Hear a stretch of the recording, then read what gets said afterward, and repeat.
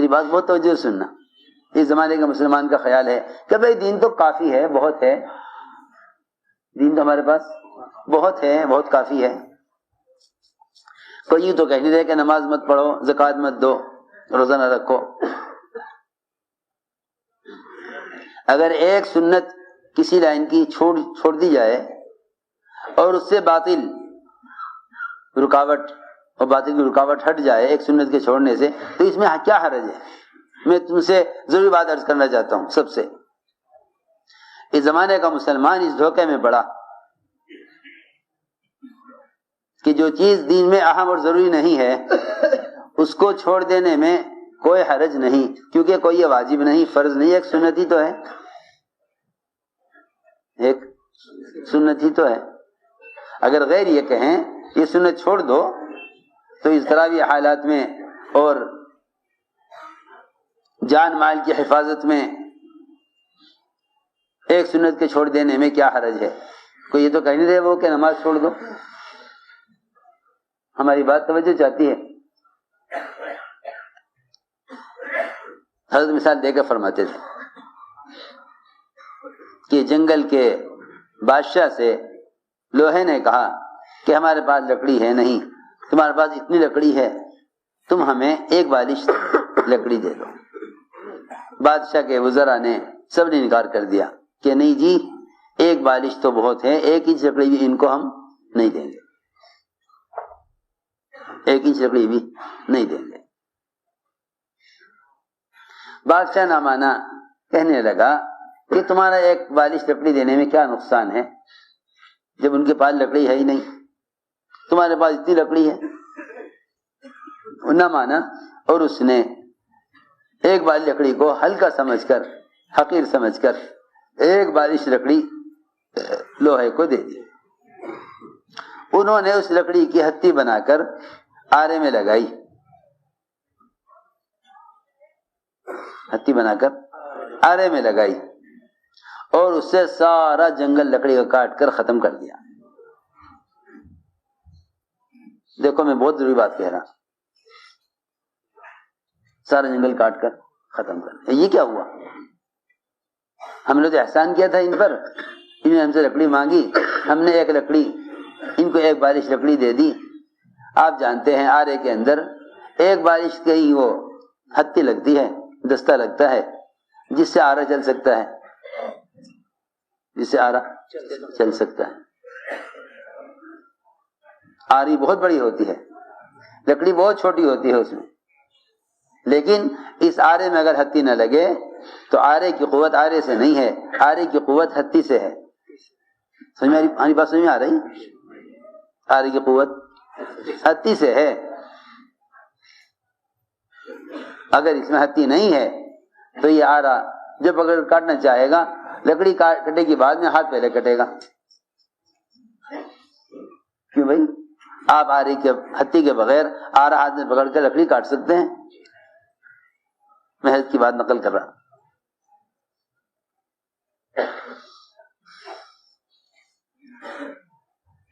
چنانچہ انہوں نے سارا جنگل کاٹ کے ختم کر دیا.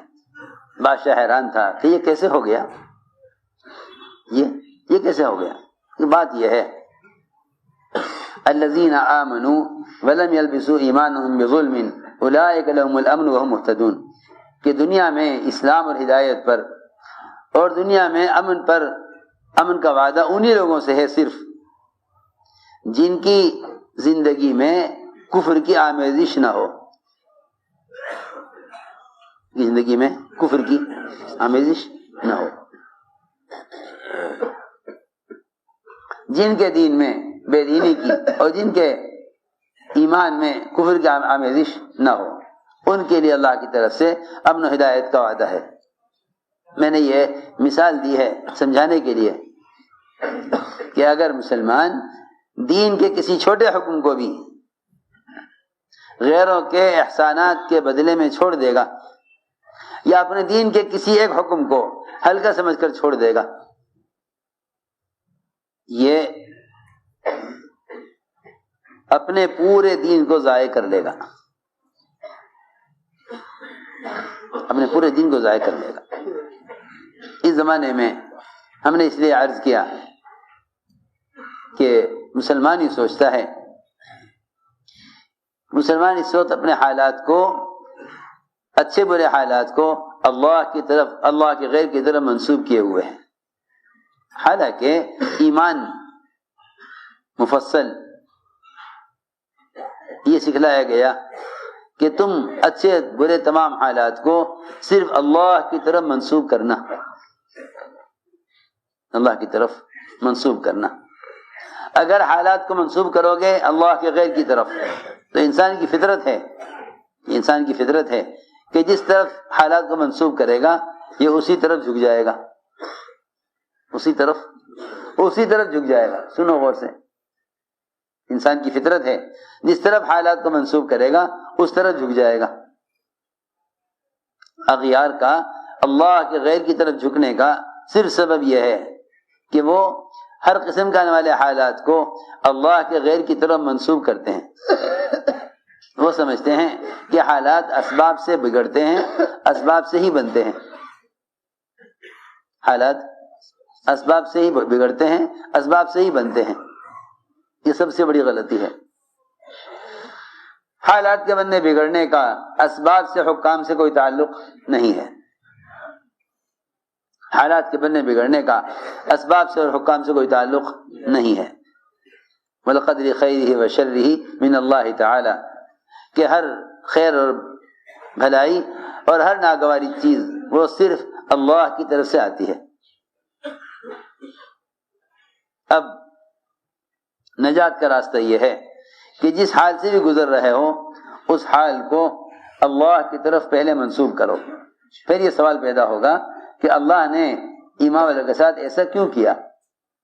وہ تو اپنے بندوں پر بڑا مہربان ہے، بڑا رحیم ہے، اس نے ایسا کیوں کیا؟ میرے دوستوں عزیزوں، اس زمانے میں مسلمان اللہ تعالیٰ کی مشیت کو اسباب میں تلاش کر رہا ہے، حالانکہ اللہ تعالیٰ کی مشیت کو تلاش کرنے کے لیے، اللہ کی مشیت کو تلاش کرنے کے لیے صرف ایک راستہ ہے، صرف ایک راستہ ہے، اس کے علاوہ کوئی راستہ نہیں۔ بندہ اللہ کی مشیت کو اگر تلاش کرے تو اس کو چاہیے صرف اپنی ذات میں تلاش کرے۔ ہماری بات بہت توجہ سننا، اگر انسان اللہ کی مشیت کو تلاش کرے تو کہاں تلاش کرے؟ اپنی ذات میں۔ سر سے لے کر پیر تک جتنے بھی اعضاء ہیں، ان اعضاء کے صحیح اور غلط استعمال سے اللہ کی مشیت کا تعلق ہے۔ ہمیں کیسے پتہ چلے کہ اللہ ہمارے لیے خیر چاہتے ہیں یا شر؟ اس کا تعلق براہ راست مسلمان کے بدن سے نکلنے والے اعمال سے ہے۔ اللہ کی مشیت کو کہاں تلاش کرو؟ سچی بات ہے، اللہ کی مشیت کو تلاش کرو اپنے بدن میں۔ میرے بدن سے کون سا عمل ایسا نکلا ہے جس سے اللہ تعالیٰ میرے لیے خیر چاہ لیں؟ میرے بدن سے کون سا عمل ایسا نکلا ہے جس سے اللہ رب العزت میرے لیے شر چاہ لیں؟ اس لیے ہم عرض کر رہے کہ حالات کو باہر کی کسی بھی شکل سے مت جوڑو، اس لیے کہ جس شکل سے بھی حالات کو جوڑا جاوے گا وہی شکل ہمارے اور اللہ کے درمیان رکاوٹ بن جائے گی۔ کافر کو کافر کہتے اس لیے ہیں، کافر کو کافر کہتے اس لیے ہیں کہ اس کے اللہ کے درمیان پردہ ہے، اس کے اللہ کے درمیان پردہ ہے۔ وہ کسی بھی آنے والے حال کو اللہ کی طرف نہیں بلکہ شکلوں کی طرف پھیر دیتے ہیں۔ اس لیے ان کے نزدیک ہر نفع اور نقصان کی ظاہر ہونے والی شکلیں ان کے نزدیک معبود ہیں، ان کے نزدیک معبود ہیں۔ انہوں نے اللہ کے غیر کی طرف حالات کو منسوب کر کے اللہ کے غیر کو معبود بنایا ہی اسی لیے ہے، انہوں نے اللہ کے غیر کو معبود بنایا ہی اس لیے ہے، اللہ کے غیر کو معبود بنایا ہی اس لیے ہے کہ وہ ہر چیز کے ظاہر نقصان اور ظاہر نفع کو اس چیز کی طرف منسوب کر دیتے ہیں، اس چیز کی طرف منسوب کر دیتے ہیں۔ میری بات بہت توجہ سے سننا۔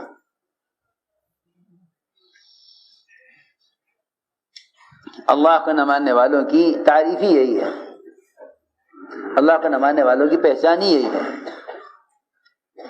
کہ جو بھی حال آتا ہے ان پر وہ اس حال کو کسی سبب سے جوڑ دیتے ہیں۔ برے حالات آویں تو اسباب سے جوڑ دیتے ہیں، اچھے حالات آویں تو اسباب سے جوڑ دیتے ہیں۔ وہ ہر اچھے برے حال کو اللہ کے غیر کی طرف منسوب کرتے ہیں، اس لیے جس چیز میں ان کو نفع نظر آتا ہے وہ نفع اس کا ذاتی سمجھتے ہیں، جس میں نقصان نظر آتا ہے وہ اس نقصان کو اس کا ذاتی سمجھتے ہیں۔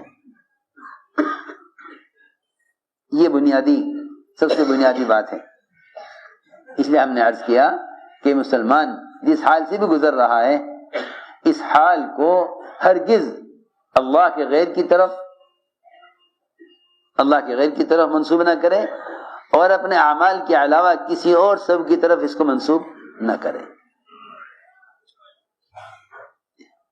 ایسے مسلمان اگر خدا نہ کرے گناہوں کی طرف جا رہے ہیں تو یہ حالات ان کو توبہ پر لے آویں گے، یہ حالات ان کو توبہ پر لے آویں گے۔ اور اگر یہ نیک اعمال اور اگر ان کو نعمتیں اور برکتیں نظر آئیں تو انہیں اپنے اعمال سے جوڑیں۔ اللہ کی طرف نعمت کا منسوب کرنا شکر کی طرف لائے گا، اور اللہ کی طرف مصیبت کا منسوب کرنا یہ توبہ کی طرف لائے گا۔ مصیبت کو اللہ کی طرف منسوب کرو تو مصائب لائیں گے توبہ کی طرف، اور نعمتوں کو اللہ کی ذات کی طرف منسوب کرو تو یہ نعمتیں لائیں گے ہمیں اللہ کے شکر کی طرف۔ لیکن اس زمانے میں مسلمان صرف اس لیے پریشان ہے، میں ساری بات کا خلاصہ عرض کروں، اس زمانے میں مسلمان صرف اس لیے پریشان ہے اور پریشانی میں ہر دن اضافہ ہے، پریشان ہر دن اضافہ ہے۔ پریشان اس لیے ہے کہ جتنے بھی مصائب مسلمانوں پر ہیں یہ ان سارے مصائب کو اللہ کے غیر کی طرف منسوب کر رہے ہیں، ان مصائب کو اللہ کے غیر کی طرف منسوب کر رہے ہیں۔ حدیث میں مومن کا اور کافر کا فرق یہ بتلایا، حدیث مومن کافر کا فرق یہ بتلایا کہ مومن وہ ہے جو اچھے برے حال کو اللہ کی طرف منسوب کرے گا، اور جیسے ہی اس کو کوئی ٹھوکر لگے گی یہ فوراً گناہ کو یاد کرے گا، اپنے گناہ کو یاد کرے گا۔ بس اپنے گناہوں کو یاد کرنا اسی کو توبہ کہتے ہیں، گناہ کو یاد کرنا اسی کو توبہ کہتے ہیں۔ گناہوں کو یاد کرنا ہی اصل توبہ ہے، گناہوں کو یاد کرنا ہی اصل توبہ ہے۔ جن میں اپنے گناہوں کا احساس پیدا ہو جاتا ہے نا وہ حالات ان کو توبہ پر لے آتے ہیں۔ لیکن اس زمانے میں مسلمان جتنے بھی قسم کے حالات آ رہے ہیں ان تمام حالات کو اپنے جسم سے باہر کی شکلوں کے ساتھ جوڑے ہوئے ہیں۔ ایسے مسلمان توبہ کی طرف نہیں آتے، ایسے مسلمان توبہ کی طرف نہیں آتے، بلکہ مزید یہ حالات ان کو اللہ سے دور کرتے ہیں۔ کیوں دور کرتے ہیں؟ اس لیے کہ وہ جس طرف حالات کے آنے کو منسوب کرتے ہیں اسی طرف اپنے مطالبے پھیر دیتے ہیں، اسی طرف مطالبے پھیر دیتے ہیں، پھر وہ اپنے حالات کا مطالبہ اللہ سے نہیں کرتے، اس لیے کہ جب اللہ کی طرف حال کو منسوب نہیں کیا تو حال کو ہٹانے کے لیے اللہ کی طرف حالات کو منسوب کیوں کریں گے؟ اور اس طرح حالات کو منسوب کریں گے اسی طرف ان حالات کے حل کے لیے دوڑیں گے۔ سمجھتے تھے جو حالات کو اسباب سے منسوب کریں گے وہ اپنے حالات کا حل اسباب میں تلاش کریں گے، حالات کا حل اسباب میں تلاش کریں گے۔ جو حالات کو اسباب سے جوڑیں گے وہ اپنے حالات کا حل اسباب میں تلاش کریں گے۔ اس لیے سب سے پہلے مومن کو یہ سکھلایا گیا کہ اگر ذرا سی بھی کوئی تکلیف پہنچے تو فوراً یاد کرو کہ تم سے کیا گناہ ہوا، کیونکہ اللہ رب العزت کا مومن کے ساتھ یہ فضل ہے، اللہ کا مومن کے ساتھ یہ فضل ہے کہ جہاں اس سے غلطی ہوگی وہاں اللہ تعالیٰ اس پر ایک چھوٹی سی تکلیف لے آئیں گے۔ اس زمانے میں تاجر پر جو حالات آتے ہیں وہ تاجر ان حالات میں اپنی کمائی کی شکلوں کو نہیں دیکھتا، بلکہ تجارت میں آنے والے حالات کو اغیار کی طرف منسوب کر دیتا ہے، اغیار کی طرف منسوب کر دیتا ہے کہ یہ ہمیں کمانے نہیں دیتے، یہ ہمیں کمانے نہیں دیتے۔ ارے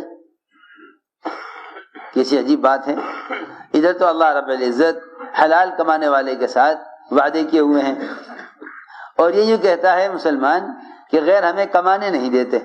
ہماری بات یاد رکھنا، جب مسلمان اللہ کے احکام توڑیں گے تجارت میں تو اللہ تجارت میں رکاوٹ کے لیے مسلمان کو مسلمان کے مقابل نہیں کریں گے، بلکہ تجارت میں حکم توڑنے کی وجہ سے غیروں کو مسلمان کی تجارت میں رکاوٹ بناویں گے۔ اللہ تعالی حکم پورا کرنے والے مسلمانوں کے مقابلے میں باطل کو مغلوب کریں گے، اور جو لوگ حکم توڑیں گے اللہ تعالیٰ غیروں کے راستے سے حالات لاویں گے۔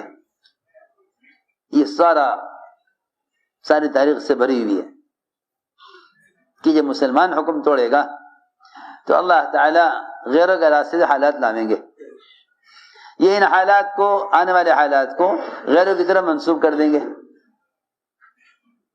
حالات کو غیروں کی طرف منسوب کر دیں گے۔ اس بات کا خیال ہی نہیں آئے گا کہ مجھ سے تجارت میں کوئی حکم ٹوٹا ہے جس